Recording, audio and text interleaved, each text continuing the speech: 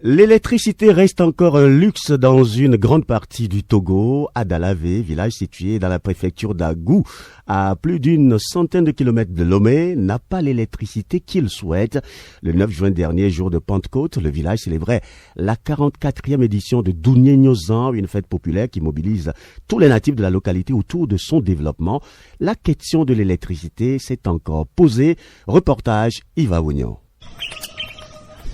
Il est 5 heures du matin à Dalavé, deuxième village situé au pied du pic d'Agou dans le canton de Kébo. La lumière du jour peut enfin éclairer le village ce dimanche 9 juin, jour de Pentecôte. C'est la fête au village. La 44e célébration de Dounié Nyozan était à son apothéose. Dogbui Gomadou Sadi 4, chef de Dalavé, fait une brève historique de cette fête. Les élèves allaient au village voisin pour fréquenter. Oh, il y a une rivière là-bas. Au moment de la saison pluvieuse, il n'arrive pas, voilà. Donc le chef défunt a pensé qu'on organisait une fête comme ça et implanter une école ici. C'est de là qu'on a commencé depuis 1975. C'est à base de ça qu'on a pu faire l'école là, en étage. Après on a fait la case de santé, l'église et on est en train de faire les escaliers dans le village. Le son des cornes d'animaux se mélange à celui de la cloche de l'unique église catholique du village.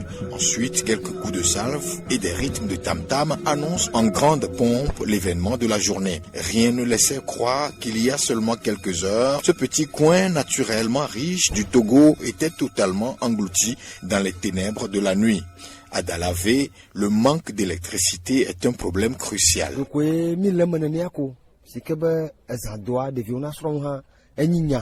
Nous sommes là, impuissants. La nuit, les enfants ne peuvent pas apprendre leurs leçons. Les reptiles sortent des rochers. Ici, nous sommes sur des roches. C'est difficile.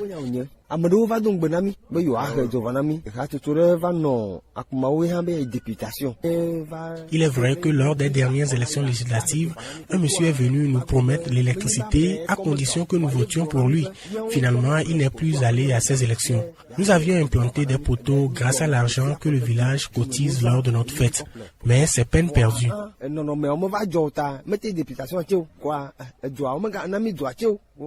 Les poteaux ont plutôt servi au bois de chauffage.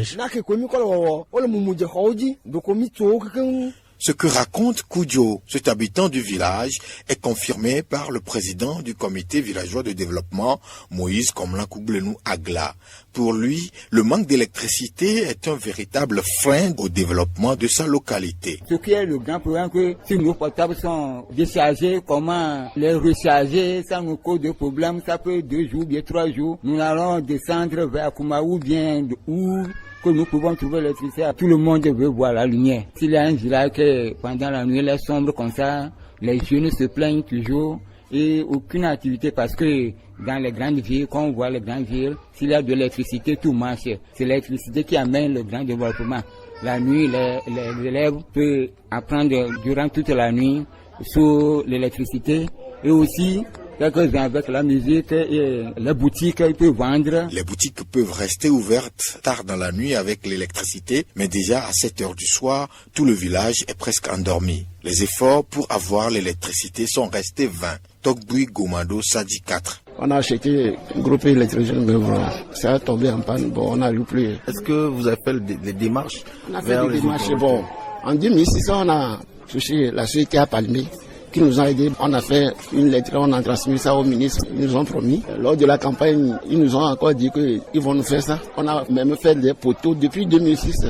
Et jusqu'ici, on n'a pas de courant. 13 ans de vains efforts et démarches pour avoir l'électricité dans un village enthousiaste et ouvert au développement. Les villageois ne savent plus à quel sein se vouer. L'appel du chef aux autorités en dit long sur leur ras-le-bol. On veut seulement de l'électricité. S'il peut nous aider et s'il pense que nous aussi, nous sommes Togolais et que nous votons pour le Togo aussi, bon, nous entendons faire quelque chose. Monsieur, chaque fois, nous aussi on participe au développement du pays. Bon, pourquoi laisser le village comme ça? Entre-temps, ils ont amené des panneaux solaires. Mais ils ne nous ont pas donné ici, on ne sait pas pourquoi. Malgré tout, les habitants de Dalavé restent optimistes. L'ambiance et la mobilisation autour de cette 44e célébration de Dounié Nyozan en sont la preuve. Qui sait qu'à la 45e célébration, la lumière apparaîtrait dans ce village. Qui sait?